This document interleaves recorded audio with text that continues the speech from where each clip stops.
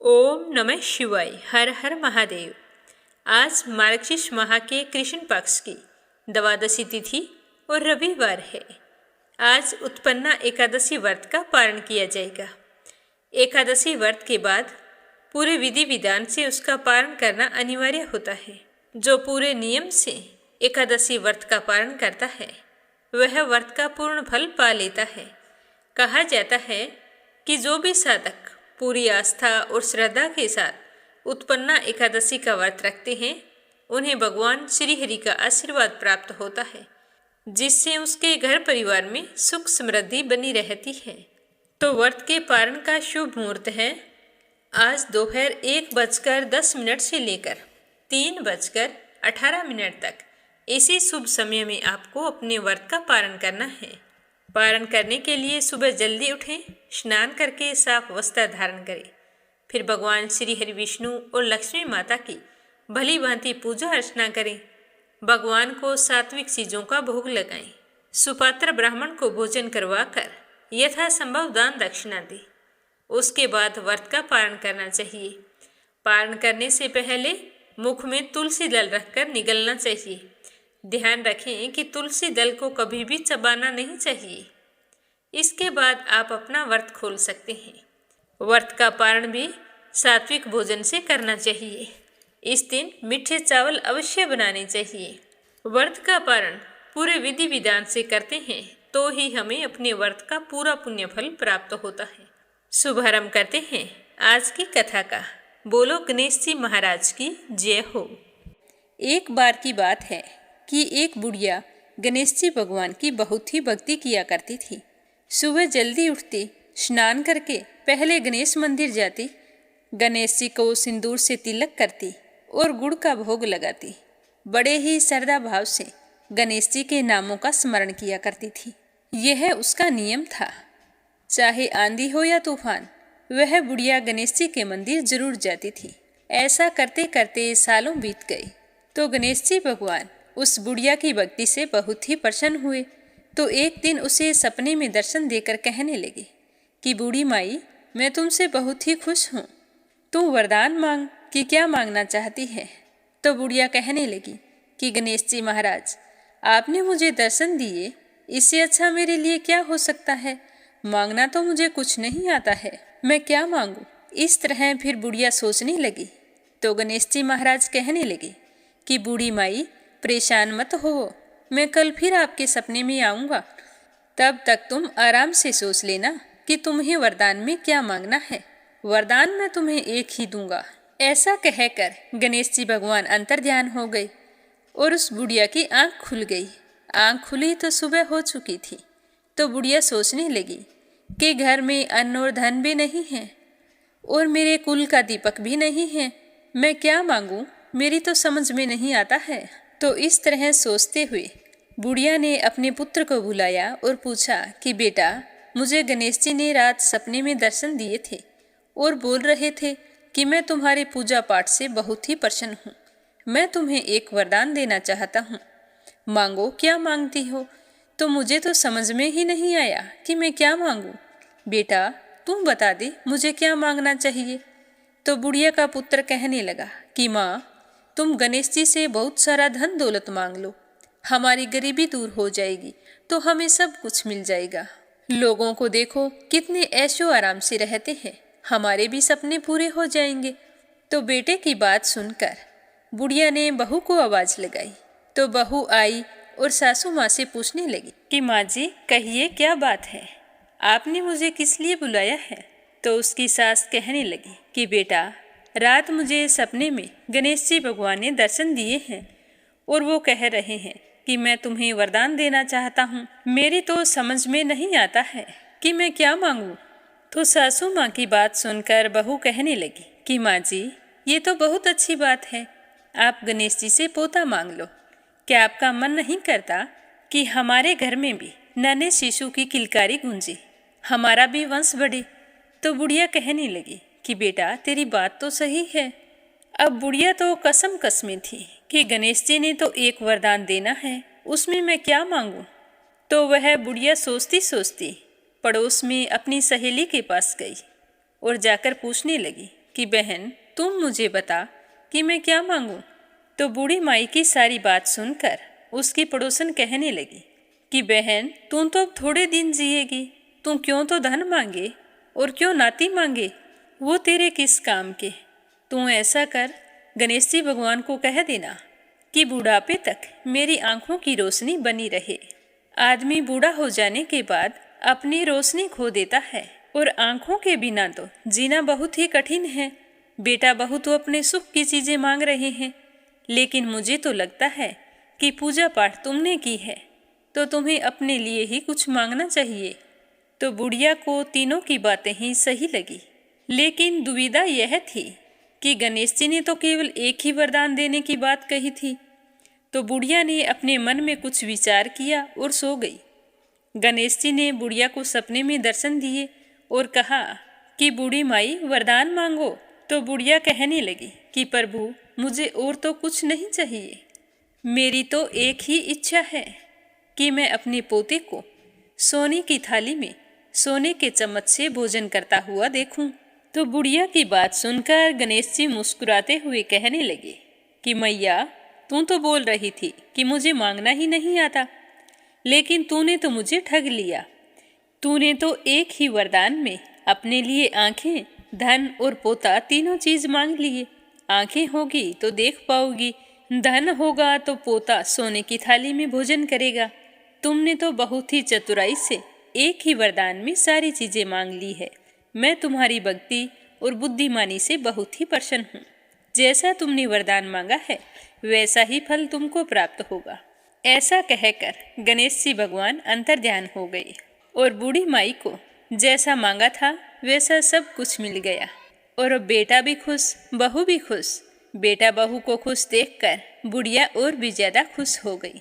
अब सुनते हैं दूसरी कहानी, ग्रहों के राजा हमारे प्रत्यक्ष देवता सूर्य देव की कहानी। बोलो सूर्य नारायण की जय हो। पुराने समय की बात है, एक बुढ़िया रहती थी। वह नियमित रूप से रविवार का व्रत किया करती थी।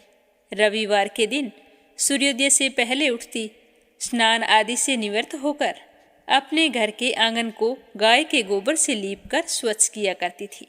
उसके बाद सूर्य भगवान की पूजा करते हुए रविवार का व्रत रखती, व्रत कथा सुनकर सूर्य भगवान को अर्घ्य देती। फिर पूरा दिन सूर्य देवता का स्मरण करते हुए दिन व्यतीत करती और शाम को एक ही समय भोजन करती थी। भोजन में वो कभी नमक नहीं खाती थी। इस तरह पूरे श्रद्धा भाव से सूर्य देवता की पूजा और व्रत किया करती थी। भगवान सूर्य देव भी उसके भक्ति भाव से बहुत ही प्रसन्न थे। बुढ़िया को किसी भी तरह की कोई चिंता नहीं थी। उसके घर में धन धान्य सब कुछ था।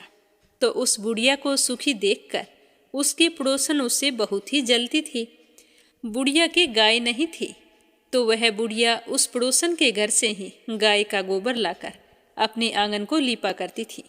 तो पड़ोसन सोचने लगी कि अगर बुढ़िया को गाय का गोबर ना मिले तो यह आंगन कैसे लीपेगी, और आंगन नहीं लीप पाएगी तो रविवार का व्रत और पूजा पाठ कैसे करेगी। मैं ऐसा करती हूँ, शनिवार के दिन शाम को ही गाय को घर के अंदर बांध लूँगी, फिर देखती हूँ कि बुढ़िया गाय का गोबर कहाँ से लाती है। तो पड़ोसन ने जैसा सोचा था वैसा ही किया। शनिवार के दिन शाम को गाय को घर के अंदर बांध लिया। अब दूसरे दिन रविवार को वह बुढ़िया जल्दी उठी, उठकर स्नान किया और फिर गाय का गोबर लेने के लिए घर से बाहर निकली तो देखा कि पड़ोसन की गाय भी नहीं थी वहाँ पर। तो यह देखकर बुढ़िया बड़ी ही परेशान हुई। सोचने लगी कि अब मैं क्या करूँगी, आंगन कैसे लीपूंगी। अगर आंगन नहीं लीप सकी तो सूर्य भगवान को भोग कैसे लगाऊंगी। तो इसी तरह विचार करते हुए बुढ़िया ने सारा दिन गुजार दिया। ना आंगन लीप सकी, ना भगवान को भोग लगाया और ना स्वयं भोजन किया। सूर्यास्त हो गया। उदास हुई बुढ़िया भूखी प्यासी सो गई। और रात्रि में सूर्य देव ने उस बुढ़िया को सपने में दर्शन दिए और पूछा कि बूढ़ी माई, आज मुझे भोग नहीं लगाया, क्या कारण है। तो बुढ़िया बड़े ही दीन स्वरों में कहने लगी कि भगवान, आज मुझे गाय का गोबर नहीं मिला तो मैं आंगन नहीं लीप सकी, और आंगन नहीं लीप पाने के कारण मैं आपका व्रत और पूजा पाठ भी नहीं कर सकी। हे सूर्यदेव, मुझे क्षमा कर दीजिए। तो सूर्य भगवान ने अपनी अनन्य भक्त बुढ़िया की परेशानी का कारण जानकर उसके सारे दुखों को दूर करते हुए कहा कि हे माता, तुम प्रत्येक रविवार को मेरी पूजा और व्रत करती हो। मैं तुमसे बहुत ही प्रसन्न हूँ। तुम्हें मुझसे माफ़ी मांगने की कोई ज़रूरत नहीं है। मैं तुम्हें ऐसी गाय का आशीर्वाद देता हूँ जिसके आने से तुम्हारा घर धन धान्य से भर जाएगा और तुम्हारी सारी मनोकामनाएं पूर्ण होंगी, क्योंकि मैं रविवार के व्रत करने व कथा सुनने वालों की सारी इच्छाएं पूर्ण करता हूँ। तो सपने में ऐसा कहकर सूर्य देवता अंतर्ध्यान हो गए। प्रातःकाल हुई, बुढ़िया की आंख खुली तो देखा घर के आंगन में बहुत ही सुंदर सी गाय और बछड़ा खड़ा था। तो यह देखकर वह बहुत ही हैरान हुई, साथ ही खुश भी हुई। जल्दी से खड़ी हुई और गाय को आंगन में लाकर बांध दिया। जल्दी से लाकर चारा खिलाया, फिर उसका दूध निकाला तो गाय ने बाल्टी भरकर दूध दिया। तभी उसके पड़ोसन ने देखा कि बुढ़िया के आंगन में बहुत ही सुंदर सी गाय और बछड़ा बंधा है। तो वह तो और भी अधिक जलने लगी कि पता नहीं यह बुढ़िया गाय कहाँ से लेकर आई है। तभी पड़ोसन ने देखा कि गाय ने तो सोने का गोबर किया है। तो सोने का गोबर देखकर पड़ोसन की आंखें तो फटी की फटी रह गई। अब पड़ोसन देखने लगी, बुढ़िया कहीं दिखाई नहीं दी। तो वह जल्दी से अपने घर गई और अपनी गाय का गोबर उठाया और पड़ोसन के घर जाकर उस गोबर को रख आई और सोने का गोबर अपने घर ले आई। अब वह रोजाना ऐसा ही करने लगी। तो कुछ ही दिनों में पड़ोसन तो धनवान हो गई। गाय प्रतिदिन सूर्योदय से पूर्व जो गोबर करती वो सोने का किया करती थी और बुढ़िया के उठने से पहले ही पड़ोसन उस गोबर को उठाकर ले जाती थी। लेकिन बुढ़िया को सोने के गोबर के बारे में कुछ भी पता नहीं था। वह तो पहले की तरह ही पूरे श्रद्धा भाव से रविवार को भगवान सूर्यदेव का व्रत करती, कथा सुनती और घर के आंगन को गाय के गोबर से लीपकर स्वच्छ करती थी। लेकिन सूर्य भगवान को जब पड़ोसन की चालाकी का पता चला तो उन्होंने सोचा कि ये तो सही नहीं है, मुझे कुछ ना कुछ करना होगा। तो शनिवार के दिन सूर्य देव ने जोर की आंधी चलाई। तो आंधी का प्रकोप देखकर बुढ़िया ने सोचा कि बछड़ा अभी छोटा है, ऐसा करती हूँ गाय और बछड़े को कमरे के अंदर बांध लेती हूँ। तो बुढ़िया ने गाय और बछड़े को अपने कमरे में बांध लिया और फिर सो गई। सुबह उठकर देखा कि गाय ने सोने का गोबर किया है। तो उसे देखकर बहुत ही आश्चर्य हुआ और सोचने लगी कि गाय रोजाना तो सोने का गोबर नहीं करती। फिर उसे समझ में आ गया कि जरूर गोबर तो सोने का करती है, पड़ोसन उठाकर ले जाती होगी, तभी तो गाय मेरे घर पर आई है और धनवान वो हो गई है। अब बूढ़ी माई गाय को रोजाना अपने घर के अंदर बांधने लगी। अब पड़ोसन को सोने का गोबर नहीं मिलता। अब बुढ़िया तो थोड़े से ही दिनों में धनवान हो गई और परदेश गया हुआ बुढ़िया का बेटा भी वापिस आ गया। तो अपने बेटे को वापिस आया देखकर बुढ़िया माई बहुत ही खुश हुई, सूर्य भगवान का धन्यवाद करने लगी और अपने बेटे को सूर्य देव के चमत्कार के बारे में बताया। तो जानकर उसका बेटा भी बहुत ही खुश हुआ। फिर उसके बेटे ने बहुत ही सुंदर सा मकान बना लिया और उसमें माँ बेटे बहुत ही खुशी खुशी रहने लगे। थोड़े दिनों बाद बुढ़िया ने अपने बेटे का विवाह भी कर दिया। अब इतनी खुशी देखकर उसकी पड़ोसन तो और भी ज़्यादा जल भुन गई। वह सोचने लगी कि किस तरह बुढ़िया को परेशान करूं जिससे उसकी सारी खुशियां खत्म हो जाए। मैं इसे सुखी नहीं देख सकती। तो उसने सोचते सोचते अपने पति को समझा बुझाकर उस नगर के राजा के पास भेज दिया। तो उसका पति राजा के पास गया और कहने लगा कि महाराज, हमारे पड़ोस में एक बुढ़िया रहती है, उसके पास एक चमत्कारी गाय है। वह रोजाना सूर्योदय होने से पहले सोने का गोबर करती है। तो मैं चाहता हूँ कि ऐसी सोने का गोबर देने वाली गाय तो राजमहल में होनी चाहिए।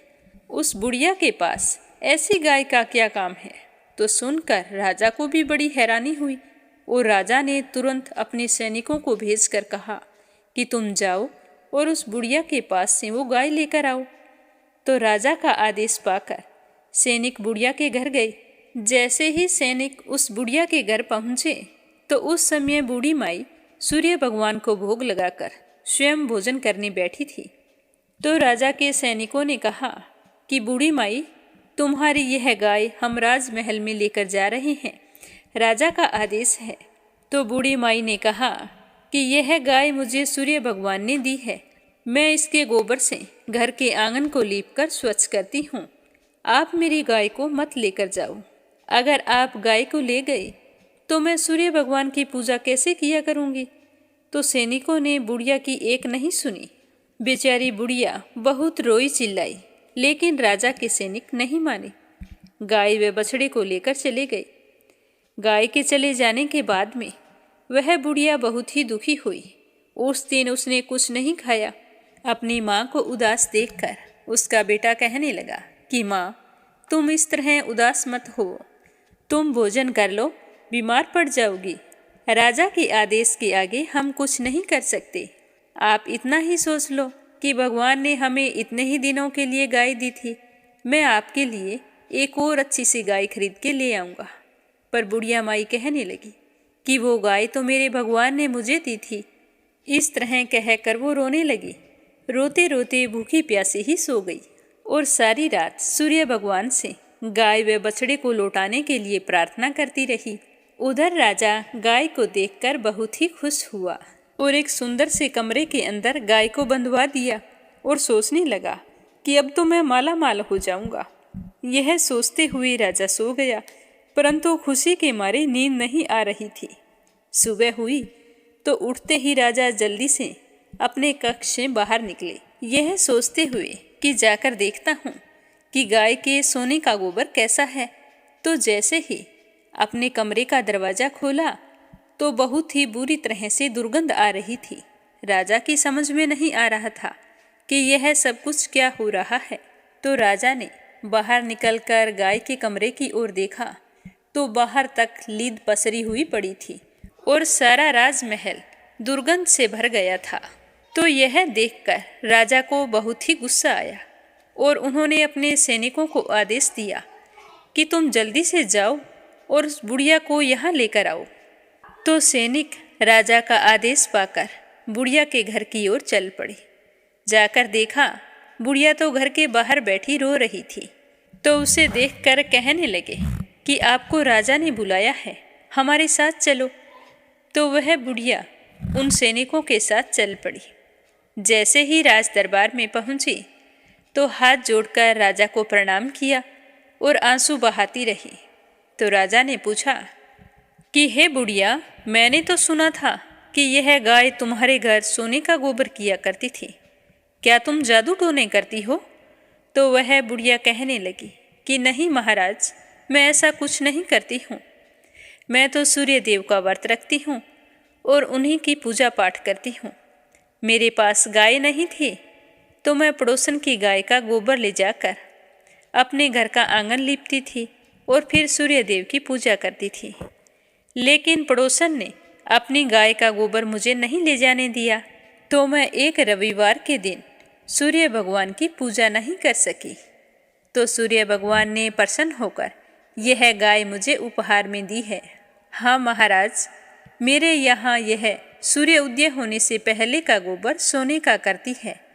तो राजा कहने लगे कि मेरा तो सारा राजमहल लीद से भरा पड़ा है और बुरी तरह से दुर्गंध आ रही है।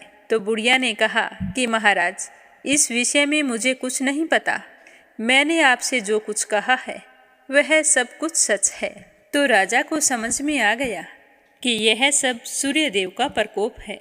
फिर राजा ने सैनिकों को भेजकर बुढ़िया की पड़ोसन और उसके पति को बुलाया।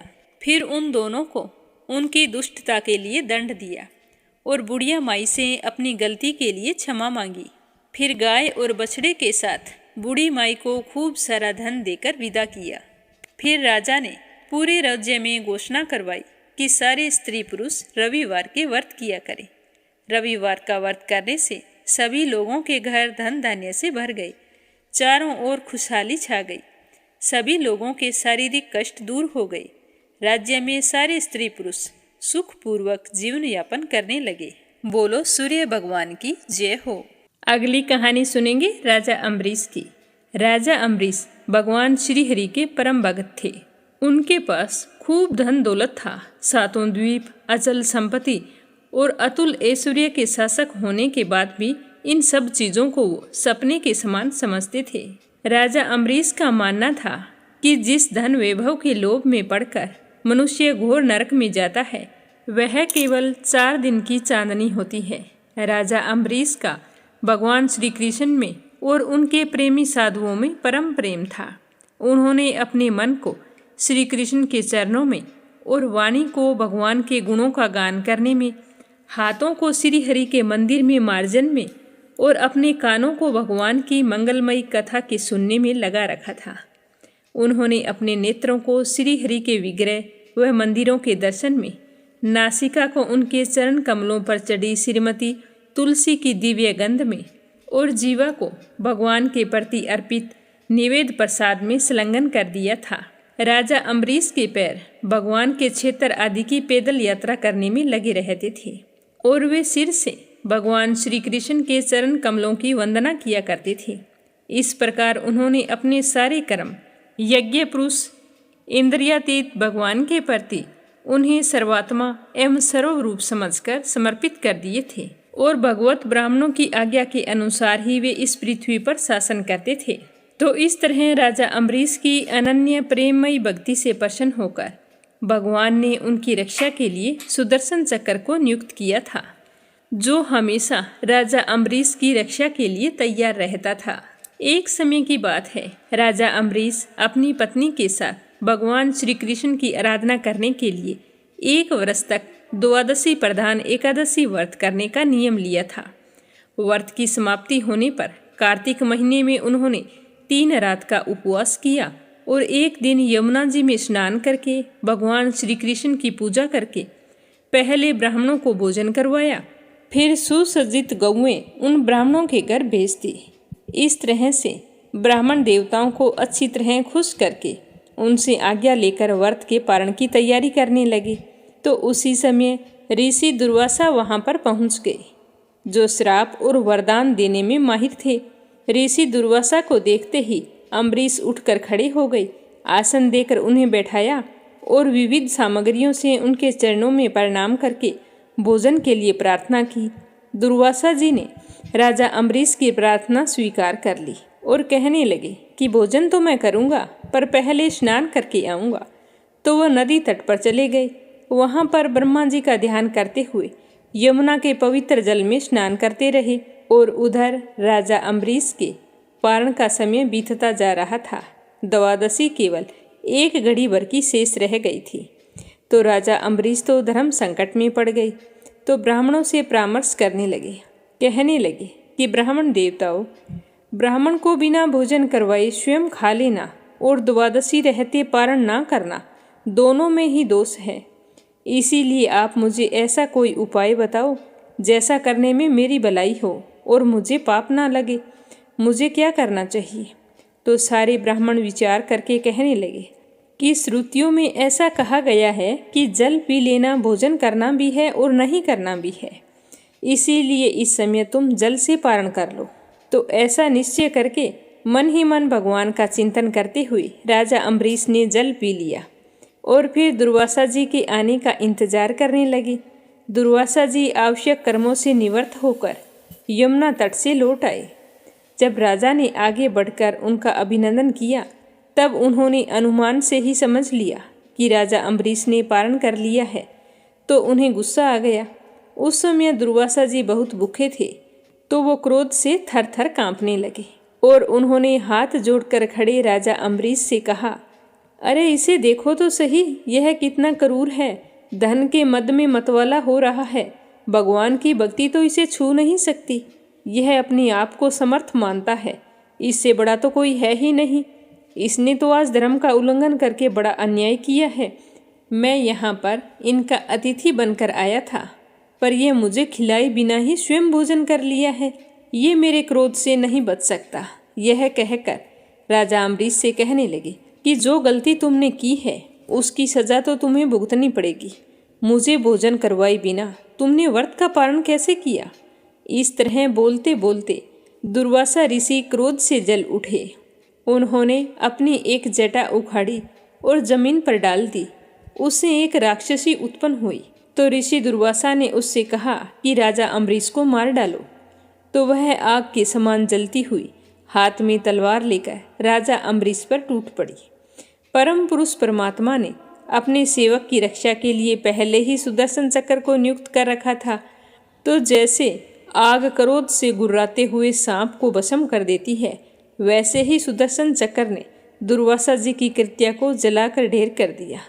जब दुर्वासा जी ने देखा कि मेरी बनाई हुई कृत्या तो जल रही है और सुदर्शन चक्र मेरी ओर आ रहा है, तो वे भयभीत हो गए और अपने प्राणों को बचाने के लिए वहां से भाग निकले। अब आगे आगे ऋषि दुर्वासा और पीछे पीछे सुदर्शन चक्र। तो दुर्वासा ऋषि भागते भागते आकाश, पृथ्वी, अतल वितल आदि नीचे के लोक, समुंदर, लोकपाल और उनके द्वारा सुरक्षित लोकों में एवं स्वर्ग लोक तक पहुंच गए। पर सुदर्शन चक्र उनके पीछे लगा ही रहा। तो इस तरह चक्कर को अपने पीछे लगा हुआ देखकर ऋषि दुर्वासा डर गए। जब ऋषि दुर्वासा को अपनी रक्षा करने वाला कोई भी दिखाई नहीं दिया, तो वो अपने प्राण बचाने के लिए देव शिरोमणि पितामह ब्रह्मा जी के पास गए और बोले कि पितामह, आप तो स्वयंभू हैं, आप इस तेजोमय चक्कर से मेरी रक्षा कीजिए। तो पितामह ने कहा कि दुर्वासा जी, मैं, शंकर जी, दक्ष, भृगु आदि प्रजापति, भूतेश्वर आदि सब जिनके बनाए नियमों में बंधे हैं तथा जिनकी आज्ञा शिरोधार्य करके हम लोग संसार का हित करते हैं, उनके भगत के द्रोही को बचाने में हम समर्थ नहीं हैं। जब पितामह ने इस प्रकार से दुर्वासा जी को निराश कर दिया, तो वो भगवान के चक्कर से डरे हुए कैलाशवासी भगवान शंकर की शरण में गई। तो शंकर जी से जाकर रक्षा की गुहार लगाई। तो शंकर जी ने कहा कि दुर्वासा जी, जिनसे पैदा हुए अनेकों ब्रह्मांडों में हमारे जैसे हजारों चक्कर काटते हैं, यह चक्कर उन्हीं विश्वेश्वर का शस्त्र है। तो अपनी जान बचाने के लिए आप उन्हीं की शरण में जाओ। विष्णु भगवान ही तुम्हारा मंगल कर सकते हैं। तो शंकर जी की बात सुनकर निराश होकर दुर्वासा जी श्री हरि के परम धाम बैकुंठ की ओर भाग पड़े। ऋषि दुर्वासा भगवान के चक्कर की आग से जल रहे थे। वे बैकुंठ पहुँचते ही भगवान के श्री चरणों में गिर पड़े। उन्होंने कहा कि हे अच्युत, हे अनंत, आप संतों के एकमात्र इच्छित हैं। प्रभु, संपूर्ण जगत के जीवनदाता, मैं अपराधी हूँ, आप मेरी रक्षा कीजिए। आपका परम प्रभाव न जानने के कारण मैंने आपके प्यारे भक्त का अपराध किया है। प्रभु, आप मुझे बचाइए। तो श्री भगवान जी बोले कि दुर्वासा जी, मैं तो सर्वथा भक्तों के अधीन हूँ, मुझ में तनिक भी स्वतंत्रता नहीं है। जो भक्त स्त्री पुरुष, ग्रह गुरुजन, प्राण तथा इस लोक और परलोक सबको छोड़कर केवल मेरी शरण में आए हैं, उन्हें छोड़ने की तो मैं सोच ही नहीं सकता। तो मैं तुम्हें कैसे बचा सकता हूँ? इसमें कोई संदेह नहीं है कि ब्राह्मणों के लिए तपस्या और विद्या परम कल्याण के साधन है। परंतु यदि ब्राह्मण उदंड और अन्यायी हो जाए, तो वे दोनों ही उल्टा फल देने लगते हैं। तो दुर्वासा जी दुखी होकर कहने लगे कि भगवान, कोई तो उपाय होगा जिससे मेरी रक्षा हो सके। मेरा शरीर तो बुरी तरह से जल रहा है। तो विष्णु भगवान कहने लगे कि दुर्वासा जी सुनिए, मैं आपको एक उपाय बताता हूँ जिसका अनिष्ट करने से आपको इस विपत्ति में आना पड़ा। आप उसी के पास जाइए और उनसे क्षमा मांगिए, तभी आपको शांति मिल सकती है। तो इतना सुनते ही ऋषि दुर्वासा उल्टे पांव दौड़ पड़े और भागते भागते राजा अम्बरीश के पास आई और अत्यंत दुखी होकर राजा अम्बरीश की पैर पकड़ने चाहे। तो दुर्वासा जी की यह चेष्टा देखकर राजा अम्बरीश लज्जित होकर कहने लगे कि आप यह क्या कर रहे हैं? आप तो मेरे गुरु हैं और मेरे पैर पकड़कर मुझे क्यों शर्मिंदा कर रहे हैं? तो दुर्वासा ऋषि ने चक्कर की ओर इशारा करते हुए कहा कि मुझे इससे बचाइए, मेरी रक्षा कीजिए। तो राजा अम्बरीश भगवान के चक्कर की स्तुति करने लगे। राजा अम्बरीश ने कहा कि प्रभु सुदर्शन, आप अग्नि स्वरूप हैं, भगवान के प्यारे 1000 दांतों वाले चक्कर देव, मैं आपको नमस्कार करता हूँ। समस्त अस्त्र शस्त्रों को नष्ट कर देने वाले एवं पृथ्वी के रक्षक, आप इस ब्राह्मण की रक्षा कीजिए। आप कृपया करके हमारे कुल के भाग्य उदय के लिए दुर्वासा जी का कल्याण कीजिए। हमारे ऊपर यह आपका महान अनुग्रह होगा। यदि मैंने कुछ दान किया हो, यज्ञ किया हो अथवा अपने धर्म का पालन किया हो और हमारे वंश के लोग ब्राह्मणों को ही अपना आराध्य देव समझते रहे हों, तो दुर्वासा जी के शरीर की जलन इसी समय मिट जाए। भगवान समस्त गुणों के एकमात्र आश्रय स्थल हैं। यदि मैंने समस्त प्राणियों की आत्मा के रूप में उन्हें देखा हो और वे मुझ पर प्रसन्न हों, तो दुर्वासा जी के हृदय की सारी जलन मिट जाए। जब राजा अम्बरीश ने सुदर्शन चक्र की इस प्रकार स्तुति की, तो उनकी प्रार्थना से वह चक्कर शांत हो गया और दुर्वासा जी चक्कर की आग से मुक्त हो गए। उनका चित्त स्वस्थ हो गया और वे राजा अम्बरीश को अनेकों उत्तम आशीर्वाद देते हुए उनकी प्रशंसा करने लगे। दुर्वासा जी ने कहा कि धन्य है, आज मैंने भगवान के प्रेमी भक्तों का महत्व देखा। राजन, मैंने आपका अपमान किया, फिर भी आप मेरे लिए मंगल कामना कर रहे हैं। महाराज अम्बरीश, आपका हृदय करुणा भाव से परिपूर्ण है। आपने मेरे ऊपर महान अनुग्रह किया है। आपने मेरे अपराध को भुलाकर मेरी रक्षा की है। जब से ऋषि दुर्वासा के पीछे वो सुदर्शन चक्र पड़ा था और वो अपने जीवन की रक्षा के लिए भाग रहे थे, तो सभी देवी देवताओं के पास जाकर राजा अम्बरीश के पास लौट कर आए। तब तक 1 साल का समय व्यतीत हो चुका था। फिर भी राजा अम्बरीश ने भोजन नहीं किया था। वे ऋषि दुर्वासा के लौटने का इंतजार कर रहे थे, तो उन्होंने दुर्वासा जी के चरण पकड़ लिए और उन्हें प्रसन्न करके विधि पूर्वक भोजन करवाया। तो यह देखकर दुर्वासा ऋषि बहुत ही खुश हुए। राजा अम्बरीश के गुणों की प्रशंसा करते हुए उनसे अनुमति लेकर आकाश मार्ग से प्रस्थान कर गए। इस तरह ऋषि दुर्वासा के प्रसन्नता पूर्वक चले जाने के बाद में राजा अम्बरीश ने अपने परिवारजनों के साथ बड़े ही प्रेम पूर्वक भोजन किया। कुछ साल बीतने के बाद में राजा अम्बरीश अपने ही समान भक्त पुत्रों पर राज्य का भार छोड़कर स्वयं वन में चले गए। वहाँ वे बड़ी ही धीरता के साथ आत्म स्वरूप भगवान में अपना मन लगाकर गुणों के प्रवाह रूपी संसार से मुक्त हो गए। भगवान श्री हरि विष्णु के परम भक्त राजा अम्बरीश की इस कथा को द्वादशी के दिन सुनने पर भगवान श्री हरि विष्णु बहुत ही प्रसन्न होते हैं और अपने भक्तों पर हमेशा अपना आशीर्वाद बनाए रखते हैं।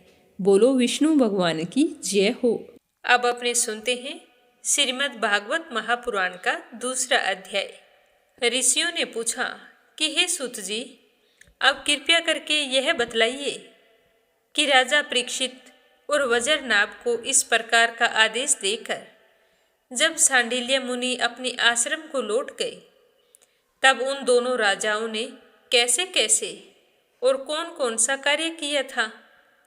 तो ऋषियों की बात सुनकर सूत जी कहने लगे कि उसके बाद महाराज परीक्षित ने इंद्रप्रस्थ से हजारों बड़े बड़े सेठों को बुलाकर मथुरा में रहने की जगह दे दी। इसके अतिरिक्त सम्राट परीक्षित ने मथुरा मंडल के ब्राह्मणों तथा प्राचीन वानरों को भी, जो भगवान के बड़े प्रेमी थे, उनको भी बुलवा लिया और उन्हें आदर के योग्य समझकर मथुरा नगरी में बसा दिया। इस प्रकार राजा परीक्षित की सहायता और महर्षि सांडिल्य की कृपा से वज्रनाभ ने उन सभी स्थानों की खोज की जहां भगवान श्री कृष्ण अपने प्रेमी गोप गोपियों के साथ नाना प्रकार की लीलाएं करते थे। वे लीला स्थलों का ठीक ठाक निश्चय हो जाने पर उन्होंने वहां की लीला के अनुसार उस स्थान का नामकरण भी किया, भगवान के लीला विग्रहों की स्थापना की और फिर उन स्थानों पर अनेकों गांव बसाए। जगह जगह पर भगवान के नाम से कुंड और कुएं बनवाए, कुंज और बगीचे लगवाए, शिव आदि देवताओं की स्थापना की।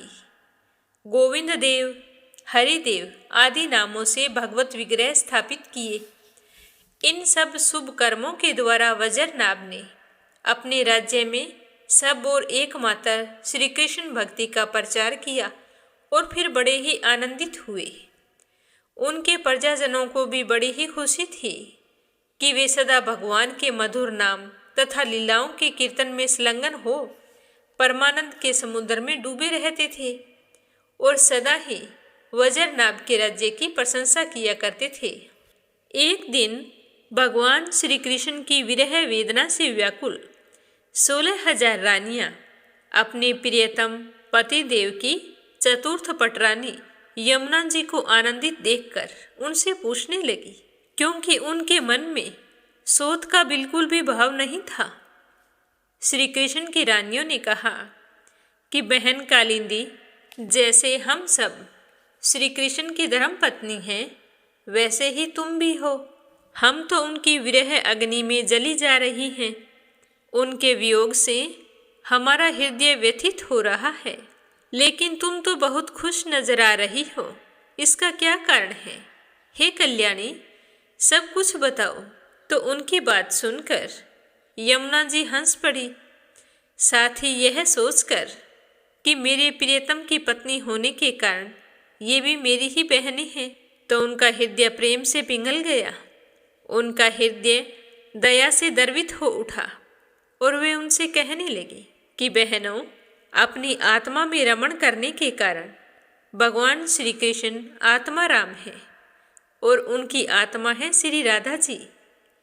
मैं दासी की भांति राधा जी की सेवा करती रहती हूँ और ये उनकी सेवा का ही प्रभाव है कि विरह हमारा स्पर्श तक नहीं कर पाता और मैं हमेशा खुश रहती हूँ। भगवान श्री कृष्ण की जितनी भी रानियाँ हैं, वे सारी की सारी श्री राधा जी के अंश का विस्तार है। भगवान श्री कृष्ण और राधा सदा एक दूसरे के सम्मुख हैं। उनका परस्पर नित्य संयोग है। इसीलिए राधा के स्वरूप में विद्यमान जो श्री कृष्ण की अन्य रानियां हैं, उनको भी भगवान का नित्य संयोग प्राप्त है। श्री कृष्ण ही राधा है और राधा ही श्री कृष्ण है। उन दोनों का प्रेम ही वंशी है तथा राधा की प्यारी सखी चंद्रावली भी श्री कृष्ण के चरणों के नख रूपी चंद्रमाओं की सेवा में आसक्त रहने के कारण चंद्रावली के नाम से जानी जाती है। श्री राधा जी और श्री कृष्ण की सेवा में उसकी बड़ी लालसा, बड़ी लगन है। इसीलिए तो वह कोई दूसरा स्वरूप धारण नहीं करती। और मैंने यही श्री राधा में रुक्मणी आदि का समावेश देखा है। तुम लोगों का भी श्री कृष्ण के साथ वियोग नहीं हुआ है, किंतु तुम इस रहस्य को इस रूप में जानती नहीं हो, तभी तो इस तरह व्याकुल हो रही हो। बहनों, इसी प्रकार पहले भी जब अक्रूर जी श्री कृष्ण को नंदगांव से मथुरा ले आए थे, तो उस समय गोपियां भी श्री कृष्ण के बिना बड़ी ही व्याकुल हो उठी थी। वह भी वास्तविक विरह नहीं था, केवल विरह का आभास था। इस बात को वे जब तक नहीं जानती थी, तब तक तो उन्हें बड़ा कष्ट था। लेकिन फिर जब उद्धव जी ने आकर उनका समाधान किया, तब वे जाकर इस बात को समझ सकी। अगर तुम्हें भी उद्धव जी का सत्संग प्राप्त हो जाए, तो तुम भी अपने प्रियतम श्री कृष्ण के साथ नित्य विहार का सुख प्राप्त कर लोगी। सूत जी कहने लगे कि हे ऋषिगणों, जब उन्होंने इस प्रकार समझाया, तब श्री कृष्ण की पत्नियां सदा प्रसन्न रहने वाली यमुना जी से पूछने लगी कि हे बहन, इस समय हमारे हृदय में इस बात की बड़ी लालसा है कि हम ऐसा कौन सा उपाय करें जिससे हमें उद्धव जी का दर्शन हो, जिससे हमें अपने प्रियतम के नित्य संयोग का सौभाग्य प्राप्त हो सके। इस तरह कहते हुए वो कहने लगी कि हे बहन, तुम्हारा जीवन तो धन्य है, क्योंकि तुम्हें कभी भी अपने प्राणनाथ के वियोग का दुख नहीं भोगना पड़ा। जिन श्री राधिका जी की कृपा से तुम्हें अभीष्ट अर्थ की सिद्धि हुई है, उनकी अब हम लोग भी दासी हो गई हैं। किंतु तुम अभी कह रही थी कि उद्धव जी के मिलने पर ही हमारे सभी के मनोरथ पूर्ण होंगे। इसीलिए हे कालिंदी, अब तुम ही ऐसा कोई उपाय बताओ जिससे उद्धव जी से हमारा शीघ्र ही मिलना हो जाए।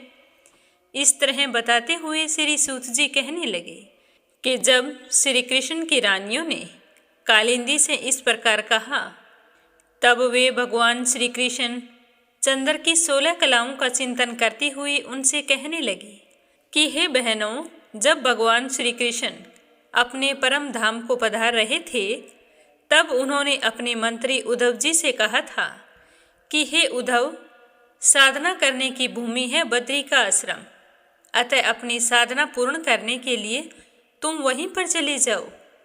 तो भगवान की इस आज्ञा के अनुसार उद्धव जी अपने साक्षात स्वरूप से बद्री का आश्रम में विराजमान रहते हैं और वहां जाने वाले जिज्ञासु लोगों को भगवान के बताए हुए ज्ञान का उपदेश करते रहते हैं। साधना की फल रूपा भूमि वृज भूमि है। इसे भी इसके रहस्यों सहित भगवान ने पहले ही उद्धव जी को दे दिया था, किंतु वह फल भूमि यहाँ से भगवान के अंतर ध्यान होने के साथ ही स्थूल दृष्टि से परे जा चुकी है। इसीलिए इस समय उद्धव जी प्रत्यक्ष दिखाई नहीं पड़ रहे। फिर भी एक स्थान है जहाँ पर तुम्हें उद्धव जी के दर्शन हो सकते हैं। गोवर्धन पर्वत के निकट भगवान की लीला सहचरी गोपियों की विहार स्थली है। वहाँ की लता, अंकुर और बेलों के रूप में अवश्य ही उद्धव जी वहाँ पर निवास करते हैं। लताओं के रूप में उनके रहने का यही उद्देश्य है कि भगवान की प्रियतमा गोपियों की चरण रज उन पर पड़ती रहे। उद्धव जी के संबंध में एक बात यह भी है कि उन्हें भगवान ने अपना उत्सव स्वरूप प्रदान किया है। भगवान का उत्सव उद्धव जी का अंग है, वे उससे अलग नहीं रह सकते। इसीलिए अब तुम लोग वज्रनाभ को साथ लेकर वहां चले जाओ और कुसुम सरोवर के पास ठहर जाना। तो भगवत भक्तों की मंडली एकत्रित करके वीणा, वेणु, मृदंग आदि बाजों के साथ भगवान के नाम और लीलाओं के कीर्तन, भगवत संबंधी काव्य कथाओं के सुनने तथा भगवान के कीर्तन से युक्त सरस संगीतों द्वारा महान उत्सव शुरू करो। जब इस तरह से महान उत्सव का शुभारंभ होगा, तब निश्चय ही वहाँ पर उद्धव जी का दर्शन मिलेगा। वे ही भली भांति तुम सबके मनोरथ पूर्ण करेंगे। इस तरह बताते हुए सूत जी कहने लगे कि कालिंदी की बताई हुई सारी बातें ध्यान से सुनकर श्री कृष्ण की रानियां बहुत ही प्रसन्न हुई। उन्होंने यमुना जी को प्रणाम किया और वहां से लौटकर वज्रनाभ तथा परीक्षित से सारी बातें कह सुनाई। ये बातें सुनकर राजा परीक्षित को बड़ी ही प्रसन्नता हुई और उन्होंने वज्रनाभ तथा श्री कृष्ण पत्नियों को उसी समय साथ लिया और उस स्थान पर पहुंचकर तत्काल वो कार्य आरंभ करवा दिया जो कालिंदी ने बताया था। गोवर्धन के निकट वृंदावन के भीतर कुसुम सरोवर पर जो सखियों की विहार स्थली है, वहाँ ही श्री कृष्ण का उत्सव आरंभ हुआ। वृषभानु नंदिनी श्री राधा जी तथा उनके प्रियतम श्री कृष्ण की वह लीला भूमि जब साक्षात संकीर्तन से शोभा संपन्न हो गई, उस समय वहाँ रहने वाले सभी भक्तजन एकाग्र हो गए। उनकी दृष्टि, उनके मन की वृत्ति कहीं अन्यत्र नहीं जाती थी। वो एकदम से एकाग्र हो गए थे। उसके बाद सबके देखते ही देखते वहाँ फैले हुए तृण, गुलम और लताओं के समूह से प्रकट होकर उद्धव जी सबके सामने आ गए। उनका शरीर श्याम वर्ण का था, उन पर पीतांबर शोभा पा रहा था। वे गले में वनमाला और गुंजा की माला धारण किए हुए थे तथा मुख से बारंबार गोपी वल्लभ श्री कृष्ण की मधुर लीलाओं का गान कर रहे थे। उद्धव जी के आगमन से उस संकीर्तन उत्सव की शोभा कई गुना बढ़ गई। जैसे स्फटिक मणि की बनी हुई अटालिकाओं की छत पर चांदनी छिटकने से उसकी शोभा बढ़ जाती है।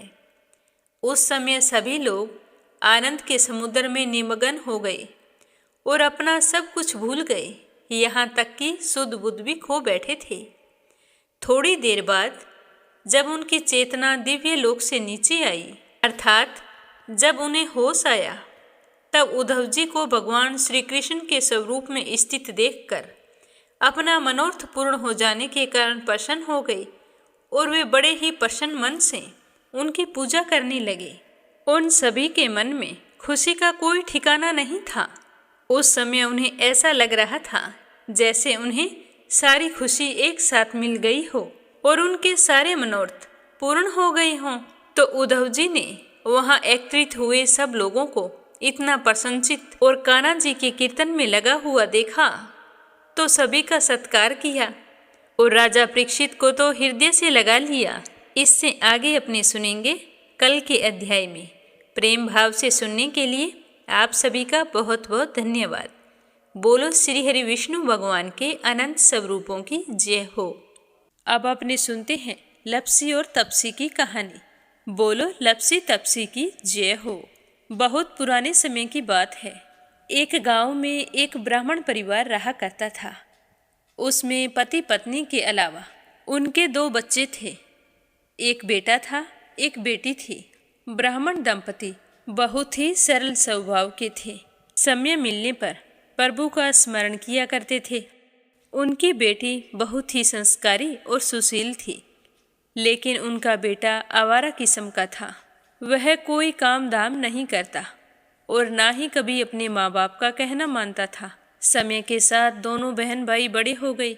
बहन की शादी कर दी गई, पर भाई का वही हाल था। उसके माँ बाप ने उसे समझाया कि बेटा, अब हम वृद्ध हो चले हैं, तुम कोई काम किया करो। लेकिन उस पर उनकी बातों का कोई असर नहीं होता था। तो एक दिन ब्राह्मणी अपने पति से कहने लगी कि स्वामी, आप बिल्कुल काम छोड़ दीजिए। जब घर में कुछ भी नहीं होगा तो यह अपनी जिम्मेदारी समझेगा और काम पर लग जाएगा। तो ब्राह्मण ने दूसरे दिन से काम पर जाना छोड़ दिया। तो यह देखकर उनके बेटे ने कोई काम नहीं किया और चोरी करने चला गया। आते जाते राहगीरों को लूट लेता और उसी से अपने घर का गुजारा किया करता था। तो उसकी लूटने और चोरी करने की आदत से सारे गांव वाले उसे लपसी कहने लगे। तो लपसी की इस हरकत से उसके माँ बाप बहुत ही दुखी रहते थे, पर वह किसी की सुनने के लिए तैयार नहीं था। इसी तरह समय बीतता गया। एक दिन की बात है कि लपसी एक पीपल के पेड़ पर बैठा था। तभी शिव पार्वती जा रहे थे। पार्वती माता गहनों से लदी हुई थी।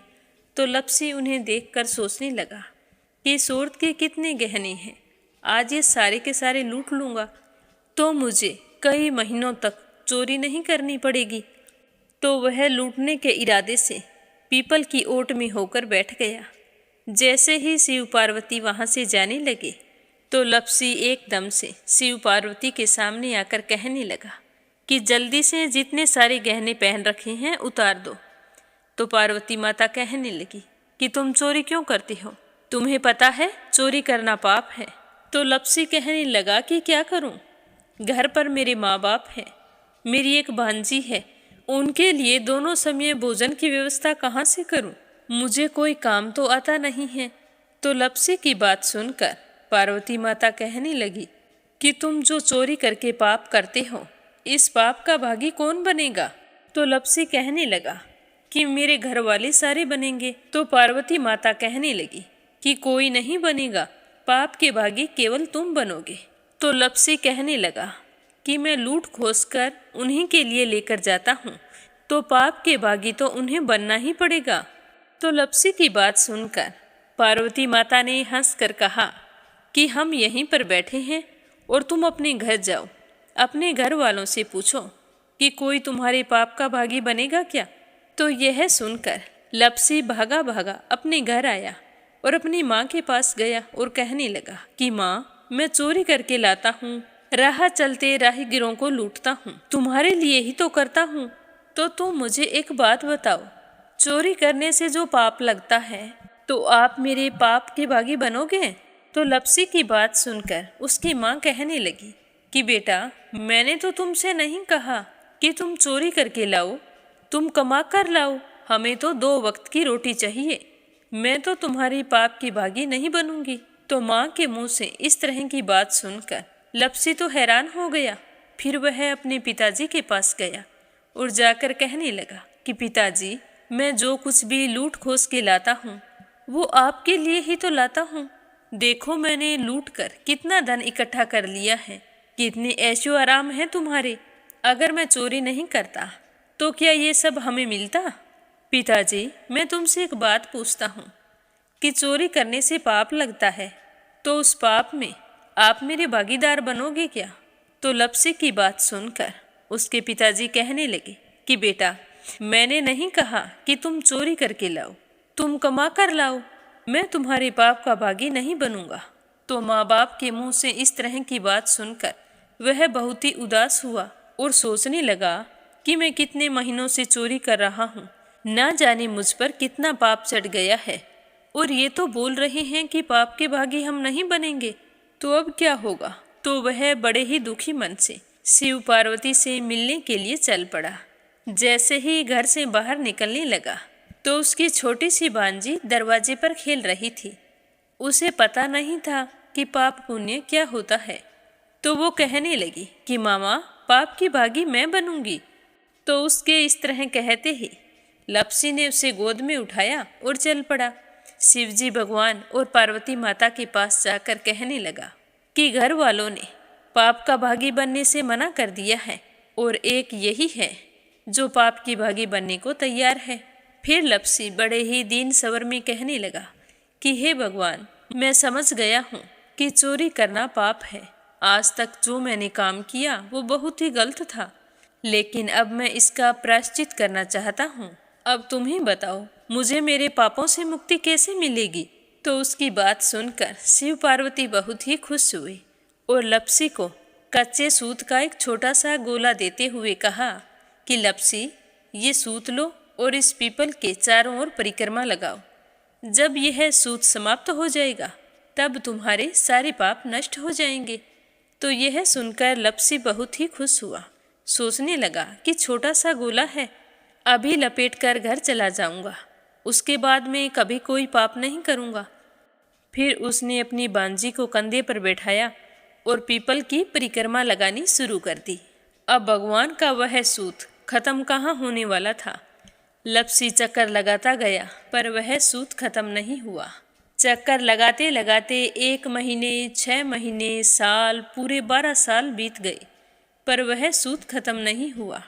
12 साल बाद एक बार फिर शिव पार्वती जी वहाँ से गुजर रहे थे, तो पार्वती माता ने कहा कि स्वामी, चलो लप्सी को चलकर देखते हैं। तो शिवजी कहने लगे, वो चोरी करने वाला, लूटने वाला कब का चला गया होगा? तो पार्वती माता कहने लगी कि नहीं स्वामी, चलकर देखने में क्या जाता है, चलो एक बार देखते हैं।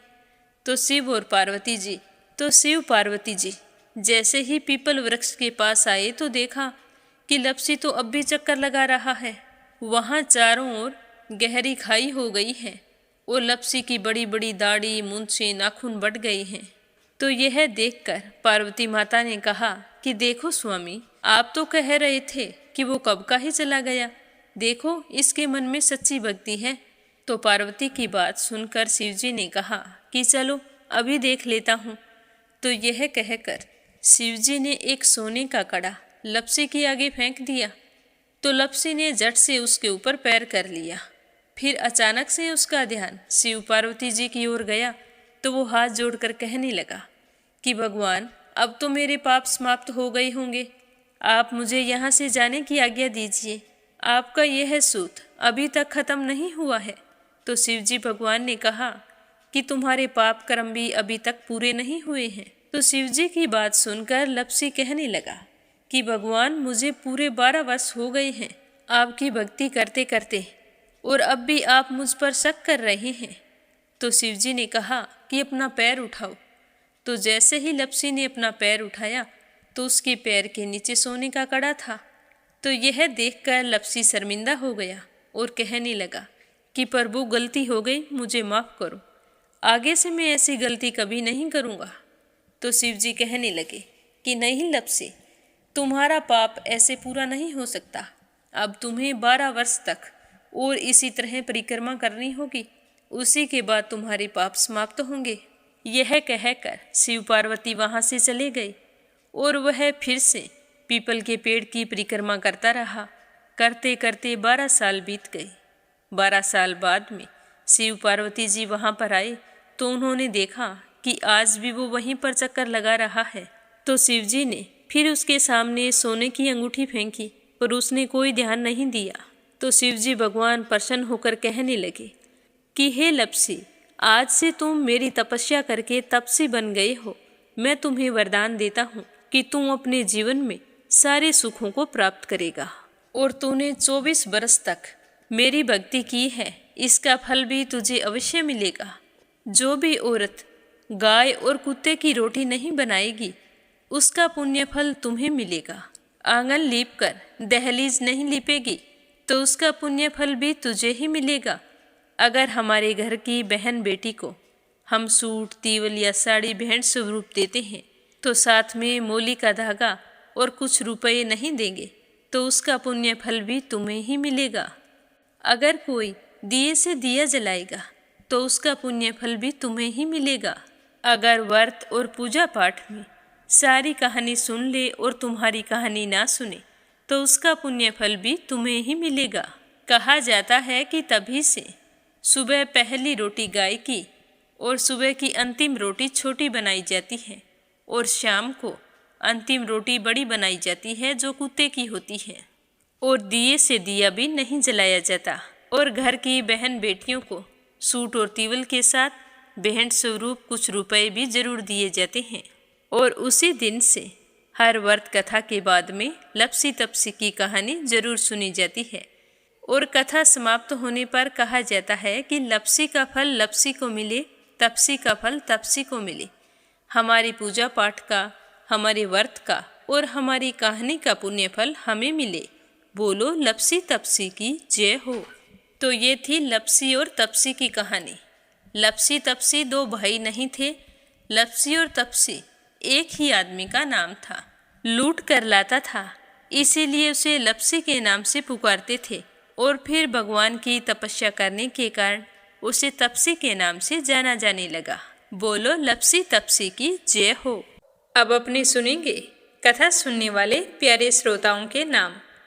आज का पहला कमेंट संजय, सोनिया, हिताक्षी, दीपेश, मयंक हरियाणा से। दूसरा है अपराजिता मीना श्रीवास्तव नेपाल से। और तीसरा है परमेश्वरी रघुवीर सिंह दिल्ली से। अंजना, सरस्वती, आर्यन, उद्धव आचार्य नेपाल से। प्रोमिला रानी, विश्वास, सुधीर, राजेश, संजय कनाडा से। आशा शर्मा, विष्णु, ज्योति, अंशु भीलवाड़ा से। निर्मला सिसोदिया दिल्ली से। सरला रानी करणपुर से। श्रीमती शर्मा अलीगढ़ से। रवि सैनी, सीमा सैनी मलियाना से। नेहा जायसवाल हैदराबाद से। आशा अग्रवाल आगरा से। विमल नेपाल से। दिल्ली बहादुर भंडारी, सरिता भंडारी, नम्रता भंडारी, सूरज भंडारी नेपाल से। चंद्रमणि मनिका दिल्ली से। नर बहादुर पाल, भागीरथी पाल नेपाल से। उषा शर्मा राजस्थान से। राधा रोहिला दिल्ली से। बीनू मेहरा दिल्ली से। सुनीता पवार, कृष्णा पवार मध्य प्रदेश से। सीमा जोशी, रवि कुमार जोशी दिल्ली से। आरती खैरावर अगरखर से। यमलाल पांडे, पवित्रा पांडे, गौरव पांडे, गंतव्य पांडे नेपाल से। मोनिका नागर तिगांव से। वंदना वर्मा इंदौर से। बीना देविका कनिका वाशने अलीगढ़ से। इंदिरा तिवारी, शांति प्रसाद तिवारी, शुभांकित, दीपांकित, सुरभि, जया तिवारी, वैभवी, ऐश्वर्या तिवारी उत्तराखंड से। अनिल चतुर्वेदी, कल्पना चतुर्वेदी, धीरज चतुर्वेदी, अमित चतुर्वेदी, मिधीर चतुर्वेदी, राध्या चतुर्वेदी मध्य प्रदेश से। लक्ष्मी साहू ओडिशा से। श्यामवती, सुषमा, विष्णु, कार्तिक, पूर्वी, रूपेश, गौरी हरियाणा से। रजनी बड़ोला उत्तराखंड से। कमला गुरुग्राम से। मीनू वालिया दिल्ली से। दीपिका यादव रायपुर से। सरोज अग्रवाल जबलपुर से। सुनीता रानी मेरठ से, प्रोमिला मलिक, मीनू, हर्षल, भौमिक मलिक सोनीपत से, संजीव कंसल, कविता कंसल, हितेश कंसल, आरुष कंसल, रानी कंसल मुजफ्फरनगर से, रुक्मणी शर्मा अंबाला से, सुषमा शर्मा हनुमानगढ़ से, शीला सिन्हा, मीरा श्रीवास्तव, ममता श्रीवास्तव माला छम्मा जौनपुर से, संजू सैनी, सुनीता सैनी सेखाड़ा से, रेखा बिश्नोई, उधम सिंह रुद्रपुर से, सिलता तिवारी कानपुर से, प्रमोद यादव साहो हिमाचल प्रदेश से, रेखा धर्मेंद्र शर्मा जयपुर से, जगदीश, कृष्णा, सोनू, संतोष, लकी, चित्रा, मंजीत, ज्योति, हनी, निशा द्विवेदी कानपुर से, मनोज, आशा, शुभम, अंकुश, परी गुरुग्राम से, ममता कुशवाहा, तनिषक कुशवाहा, अक्षय कुशवाहा, मीरा कुशवाहा, सुमन कुशवाहा, जयप्रभा कुशवाहा दिल्ली से, सुनीता गोस्वामी, गीता गोस्वामी, खुशी गोस्वामी मेरठ से, कोमल निर्मल मुंबई मीना रोड से, सुदेश शर्मा, बीके शर्मा लुधियाना से, सविता यादव, निहाल यादव प्रयागराज से, सुमन चांदोरा जोधपुर से, मंजू चौधरी भीलवाड़ा से, वीना कालड़ा आगरा से, शशि देवी, सौरभ कुमार, अंकित कुमार, शालिनी सिंह लखनऊ से, निर्मला पांचाल करनाल से, अशोक कुमार जी भटनागर भोपाल मध्य प्रदेश से, कमलेश भल्ला जम्मू से, राजेश पारीक चूरू से, सुनीता कपूर दिल्ली से, शांताबेन वाघेला गुजरात के मंडल से, गीता मिश्रा मुंबई से, योगेश्वरी भटनागर राजस्थान से, श्रीमती कमलेश जबलपुर से, लाजवंती देवी, अवनी, अविनाश, धैर्या, भव्या दिल्ली से, श्रीचंद यादव गया बिहार से, अनीता अमृतसर से, माही, पाखी, विपिन भिवानी से,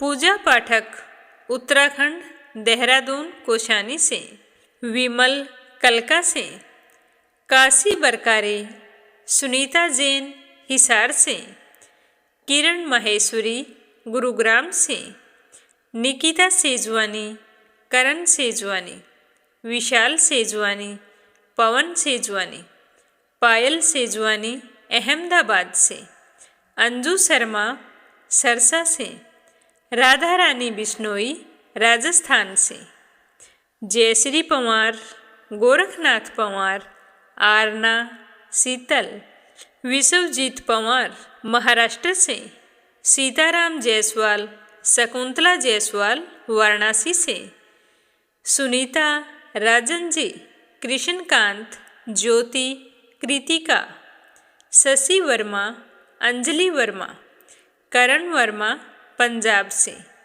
मंजुलता, अशोक दवे जोधपुर से, कमलेश लाल रुड़की से, देवी सिंह, कार्तिक, पायल, सौम्या, उमा रघुवंशी गजबा सौदा से। तो ये थे हमारे कथा सुनने वाले प्यारे श्रोताओं के नाम, जो नित्य नियम से पूरी श्रद्धा के साथ इस चैनल पर प्रस्तुत कथाओं को सुनते हैं। भगवान श्री हरि के आशीर्वाद से इनकी सारी मनोकामनाएं पूर्ण हों। आप सभी के सुख सौभाग्य की कामना करते हुए ओम नमः शिवाय, हर हर महादेव।